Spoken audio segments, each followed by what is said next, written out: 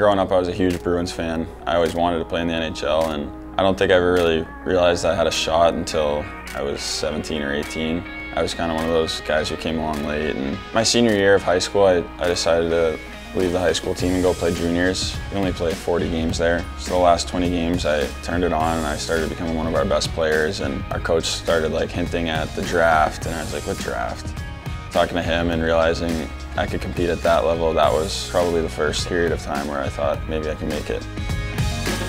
I always liked watching hockey on TV, and being in New England, there's a lot of colleges right around. So those were always on TV. I was always going up to the UNH games, going down to BC, BU, see all those guys. So I think seeing those guys who were able to play in college and then go on to the pros, I just really took a liking to that, and I just wanted to be like them. And education was a huge thing for me and my family. You can't play hockey forever, so it's nice to be able to have something to fall back on after my career will be over.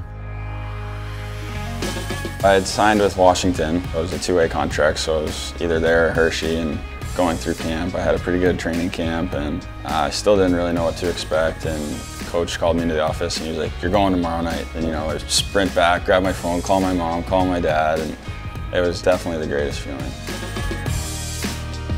When I got traded, I was on a road trip in New York with Washington one day, and the next day I was in St. Louis. So, ditching all those guys who I was finally becoming friends with and going to a whole new team where I had to relearn everything, that's a huge challenge, but going to St. Louis has been awesome. There's a good group of guys that are young and my age, and they brought me in right away, and I've become pretty close with them. I've only played 2 years. I've been up and down a little bit, and injuries and this and that, so I think to be like, I've made it and I'm solidified, that moment's still to come.